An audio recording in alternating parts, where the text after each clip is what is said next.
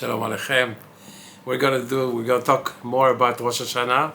There will be the part 2 Bezrat Hashem. And we'll continue. We're on Sunday already, Tuesday. Monday night is already Rosh Hashanah. Amazing. Comes so fast, unbelievable. It seems like time is just running much faster than it used to be. And that can be understood from Achishena. There's two ways that Mashiach is going to come. Either on its time, which is the end of 6,000, or Achishena is Hashem is going to fasten up the pace a little bit. And we're feeling that. The pace is going faster and faster. Time looks like it became shorter and shorter. The years are becoming shorter. It's not imagination. That's the way it is. HaKadosh Baruch Hu we're going to a process of Achishena where things are going much faster and faster every year. And look at the processes that are going on today. Such huge changes that would have taken, 50 years, 20 years, 30 years, whatever it is. Maybe 20 years ago, these processes will take a lot of time. Today, big changes are going on in a very short time. Look at, for example, at Europe, and the world, how it's changing. So many Muslims came to Europe all of a sudden and changed the whole demographics of Europe. It's going on also in the States. And many ideas are changed, from democracy to whoever, to Muslims, to all kinds of things are going on. It's a big turmoil that's happening now. And this is all in the program. It's all in the program of the coming of Mashiach. There's a lot of anti-Semitism. There's a reason for that. Because Hashem said, look in Parashat Nitzavim, even if you'll be in the furthest point in the world, I'll take you from there and bring you to Israel. It's happening. The process of coming to Israel is starting. And it's going to continue, and it's going to be faster and faster. Anti-Semitism is doing that. Hashem is putting anti-Semitism in the goyim's heart to bring Jews back to Israel. Until the final coming of Mashiach Bezrat Hashem, that's written in the books, and we can see it in front of our faces. That's what's going on. So we shouldn't be worried. We should be happy that the processes we're going into the direction of Mashiach. There's going to be a lot of turmoil, but with this turmoil, there's going to be a lot of corrections, and corrections are also always good. Always good. It's always for the better. They're hard, yes, but if you understand you're in the middle of correction, then you know that you're going into a good thing, Bezrat Hashem. Okay. Let's talk about personal stuff in Rosh Hashanah. Things that are happening to people, and these things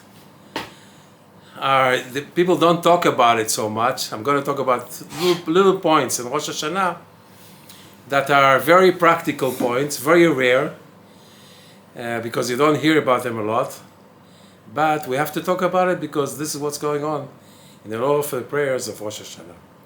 One of the things that happen in Rosh Hashanah, a person might have a Rosh Hashanah that's fantastic. What do I mean? He feels very close to Hashem in his prayers, and everything is going fine. He feels that he's completely dependent on Hashem, which is really the idea of Rosh Hashanah. And he's close, and he's even crying, and his tears are coming out in the prayers. And he had a great Rosh Hashanah. On the other hand, he might come to a Rosh Hashanah where his heart is completely blocked. He's trying to feel something, nothing is coming out. He feels he's blocked, he feels he's away from Hashem, and then he starts getting depressed. He cannot cry, the tears are not coming out. The psukim look far from him. How do we react in this situation? Because feelings, many times, are not up to us. Many times the feelings are coming. Sometimes they come and we feel very close to Hashem. And sometimes there's no feelings. It's a very regular, it's always up and down in everything, this world. So, let's talk about that and see what happens.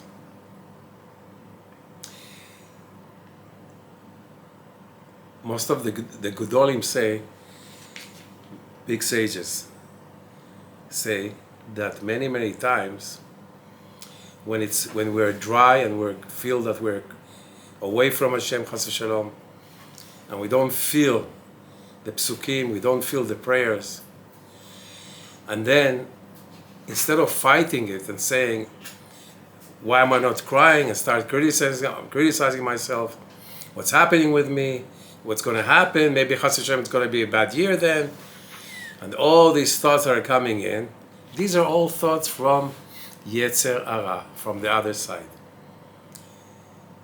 He comes to us, he shouldn't come to us, Chas v'Shalom, and he says, you see, you're far, you're not crying, what a year you're going to have, Chas v'Shalom.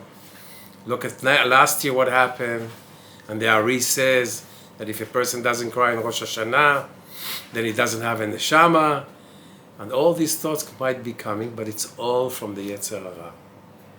Everything. Listen to this.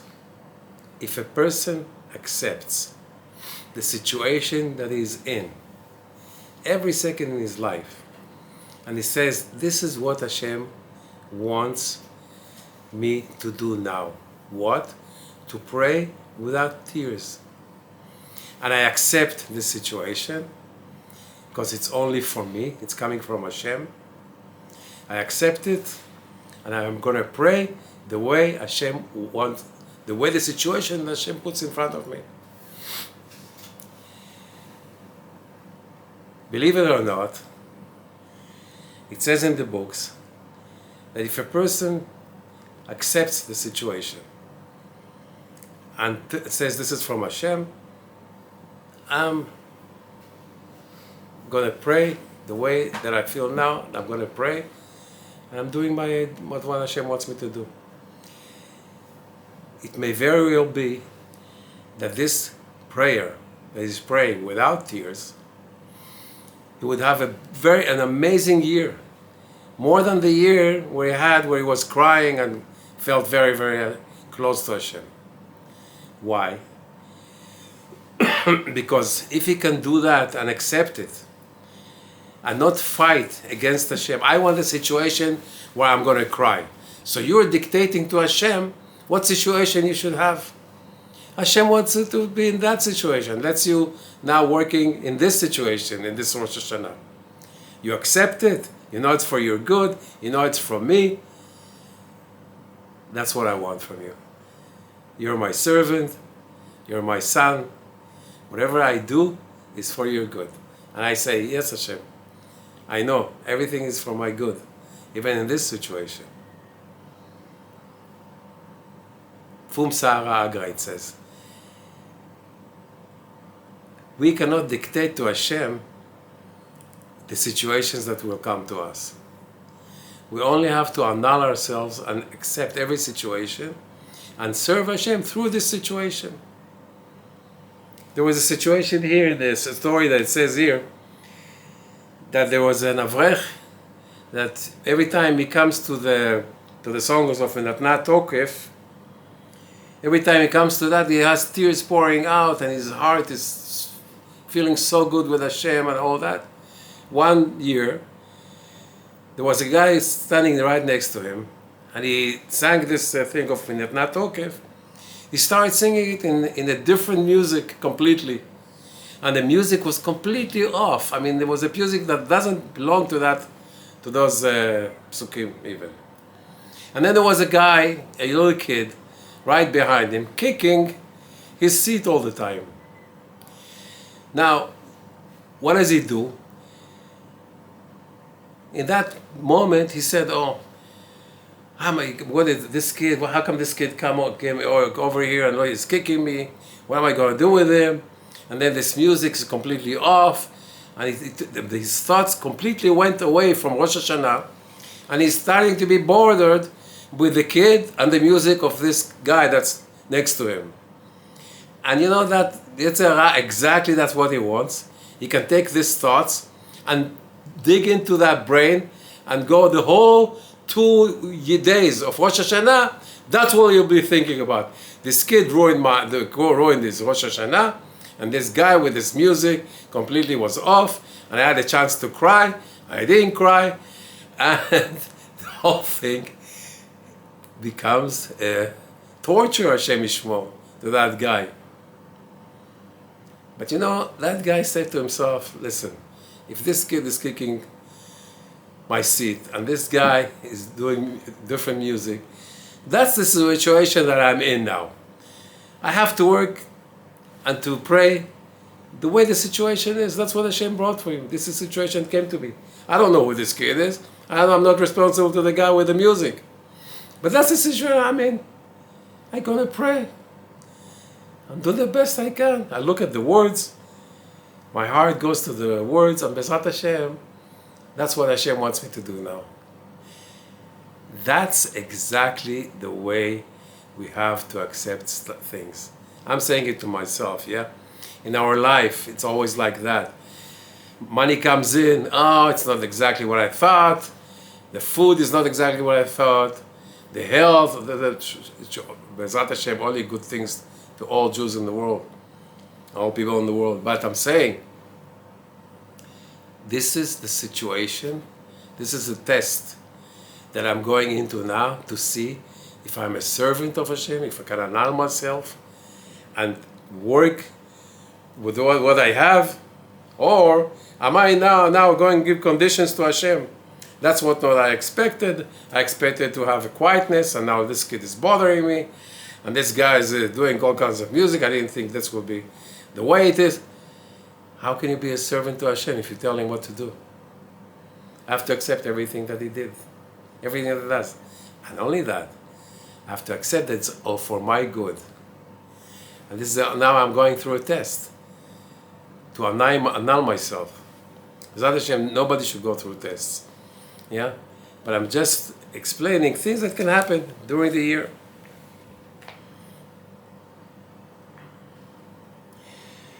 You know,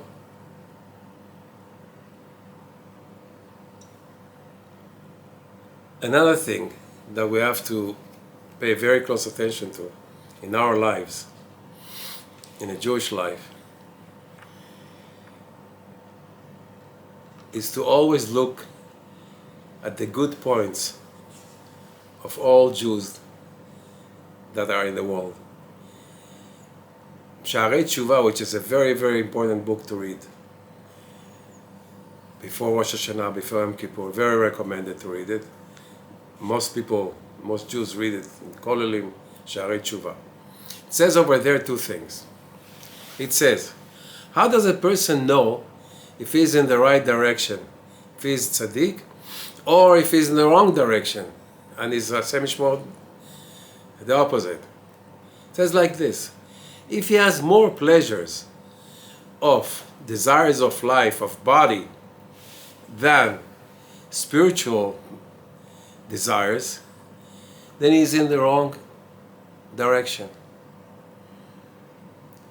A tzaddik has much more pleasure from closeness to Hashem than eating a big steak. For him, the steak looks ridiculous compared to that. And or to go to a restaurant, I'm not saying not to go, but the proportion, to relatively to how much pleasure a person gets from bodily pleasures, and here he's serving Hashem, and here he's doing his purpose, and here he's getting netzach netzachim forever, and here he's, okay. I said what I have to say, I did the prayer that I have to do, I did Mariv, I did Mincha, I did my duty, now let's go and eat that steak. should be always the opposite. The Ma'ariv should be much more than the steak. And the steak is only things that we're eating for bodily needs, that's all. That's the right way to look at things. According to the Torah, of course, according to the reality, the truth. So, B'ezrat Hashem, we should at least make an effort to get to that direction. I'll tell you something. The more a person learns Torah, the more he enjoys it. Try it, you'll see. If you learn a half an hour of Torah, you increase it to an hour, you'll want to learn more Torah. Because why? Because the neshama starts to light up. And you feel good. You feel that you're doing your purpose. You're getting close to Hashem. You know halachot. You know how to serve Him better. And if you go from an hour to 2 hours to 3 hours, why not? It's a mitzvah. Every word that we're talking about Torah is against 613 Taryag mitzvot. Every word of Torah is against 613 mitzvot. Can you imagine how much mitzvot we're doing? But besides that, you're getting close to Hashem. You start getting more confident about yourself, that you know what you're doing. You're going into Shabbat, you know the halachot. You know how to pray. You know how to bless. Hashem is happy. You're happy. And the steak and the yacht and the Mercedes becomes more and more irrelevant, because spiritual pleasure is much higher than physical pleasure, much higher. Physical pleasure just comes in, boom, like a firecracker, and then there is a big down. And then the person wants to, again, to feel something, he has to eat something, he has to go on a vacation somewhere. He goes to that vacation, he looks, beautiful mountain. How long can you look at the mountain? Okay, it's beautiful. 10 minutes, 15 minutes. You finish with that, looking at it. Now what you going to do? So we're looking for another thing to make us happy now. Let's go to a restaurant. Let's go to see this, let's go to see that. But notice one thing. It's all small pleasures that finish. It's all small pleasures. And then there is a down, there's a firecracker that lights up. Then there's, after that, darkness, again emptiness, again loneliness, again desire to have more, but really it's empty and happiness. Spiritual happiness is completely different. Spiritual happiness is inside, it stays there. It stays there, and you want more of it, and you feel that it's benefiting you, and you feel like a Kadosh Baruch Hu in front of you. It's not a firecracker, it's a true happiness, B'ezrat Hashem. So let's do one thing. Let's decide, B'ezrat Hashem, all of us, to know Hashem more personally. To know Him personally. Just like a father. I have my father, but he's a distant father. I want to get close to my father. I want to love him more. I want to know him more. He's a father that loves me forever. It's a love that doesn't stop. I want my father. I want to know him. So start learning more. Saying about to me. Let's encounter him more. This only happens when we learn. When we learn for Shem Shamayim. What's Shem Shamayim? To understand him, to know him more. That's a direction. If a person comes in, and when the shofar blows in Rosh Hashanah, and the person says, Hashem, Abba, I want to know you more. I want to learn more. Let me have the chance to learn more. That's a huge, huge, huge thing to say in Rosh Hashanah. That might take the judgment and turn it around to the best action that could happen upstairs. Because we have to come with a decision in Rosh Hashanah. We have to say to Hashem, I'm taking upon myself to be better, bli neder, about this or that. If it's Lashon Hara, I'm going to learn and stop talking so much. But Torah is the best thing that a person can learn. Through learning Torah, he improves all over the place. With Lashon Hara, with where he looks, with the bodily desires. It's an improvement that improves all different aspects of a person's life. So we can say, Hashem, I want to learn more. I'm going to learn, instead of 1 hour a day, 2 hours a day, 1.5 hours a day. You know what? 1 and another 15 minutes a day. That's also a huge thing. Hashem, I'm going to keep Shabbat. I'm going to see the halachot. I'm going to learn about halachot about Shabbat. I want to improve. Hashem, I'm going to respect my wife more. I'm going to pay attention to her more. My kids more. Maybe the biggest decision could be, I'm going to take the iPhone and throw it in the garbage. You know what a decision that is? That could turn the whole person. Can't imagine what a merit this person might have. And you tell me, well, I can't work without it. You have to know that there's a whole booklet that came out of millionaires that threw their iPhones out and they're just sitting with a kosher iPhone, and somebody else is telling them what he has to do with the iPhone. He's not looking at it. Seems weird. These days, I heard, I don't know if it's true or not, that the people who in Silicon Valley that invented all this stuff, they have a school for their kids where they don't have any iPhones. What's wrong? Why? Why not? Why should they see thousands of killings, thousands of violence, thousands of Lashon Hara, Avodah Zarah? What isn't there in that thing? So a person will tell me, no, but I'm learning a lot of Torah in that. No, you can't learn. You can't do a mitzvah through Avera. That's a rule. You want to do a mitzvah, has to be clean. It's not it's funny to have thousands of averot, of sins, looking at all kinds of women and all kinds of this and all that, and then you say, I learned Torah through that. It doesn't work. It doesn't work. We can't fool ourselves. Torah is clean. We have to lead a clean life, clean thoughts, clean pictures, clean talking. Is there a bigger pleasure than that? There isn't. There isn't. So Bezrat Hashem, each one of us should make a decision. What am I going to improve this year?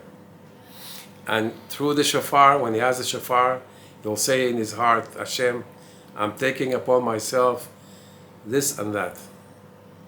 And Hashem says, why? Yeah? You want to come close to me? You want to come better? I'll give you all the tools that you need. What do you need? Another hour to learn? I'll give you more money. So you don't have to worry so much. And you'll learn another hour. You'll see it. You want to get closer to your wife? I'll give you all the tools to get closer to your wife. Kids, I'll open their hearts so that they'll listen to you. Hashem helps us. He wants us to correct, but we have to do the move. We have to do the first move. That's all he wants from us. We do a little poke, a little bit, picking it with a needle, making a small opening. And now we have a promise that he will give us a whole ulam. Ulam is like a huge, almost like a stadium, that he will open for us. All we have to do is want. All we have to do is want to change. We want Hashem more. We want Abba. It's enough with all this materialism and all this pleasures, ki'ilu pleasures. You see a lot of people that have so much money. On the other hand, their kids are in drugs, lo alenu, or they divorced 3-4 times because of all the money and all the ki'ilu pleasures that they have. And you see them bored, you see them uninterested, you see them worrying all the time that people are taking advantage of them. Somebody wants to be their friend, they say, no, he wants my money. This is life. I'm not saying it's bad to have money, but you have to know how to think, you have to be close to Hashem to make it work right with the money that the person has, to make a mitzvah out of it, not be away from Hashem. So what's the good of this money if he's away from Hashem? If the money brings him to Hashem and he uses it to the right place, there's a good purpose in money.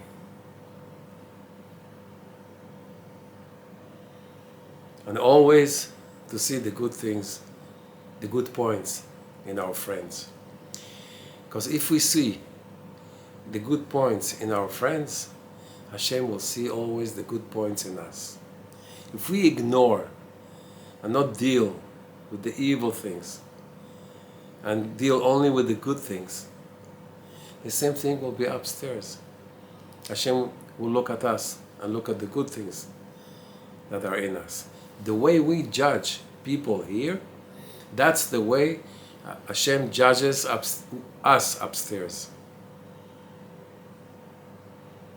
If a person is always criticizing people, say, oh, you're such a tzaddik, you can criticize. Well, chas v'shalom, let's open the books over there and see, how high you are, so that you can go after everybody and criticize him.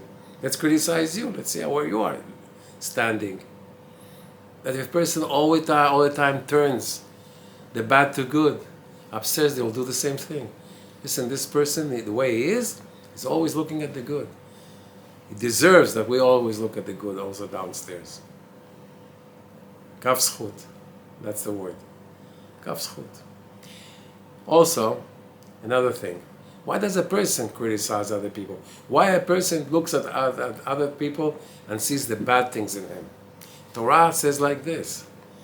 It says because these bad things are inside him. That's why he sees it in other people, with other people. But if he is a tzaddik and he's always looking at the good things, also inside him, he is good. So if we see something that a person did, it's because we are exactly like him, like that person. And we get mad because it's inside us. And the Neshama says, you see, this is you. No, it's him, it's not me. You saw it, you criticized him, it's inside you.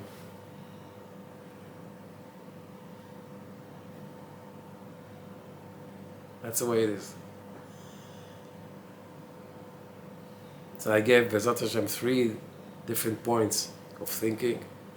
First of all, what we're coming out with Rosh Hashanah, what we're going to take upon ourselves to improve. Second thing, to always see the good in other people. And third thing, of course, is we want to get close to Hashem. That's our purpose in life. That's the only thing that matters in this world. Getting close to Hashem, that will give us everything. We're going to have lectures today. Everything that, not only that we want, everything that Hashem wants. Hashem yishmor etchem, should have a good year, Shana Tova, everybody. I'm sorry if I said something that was not in the right place. And should always have health, wealth, closeness to Hashem, nachat, happiness from the kids, and joy, and a lot of love for each other. Hashem yishmor etchem. Thank you.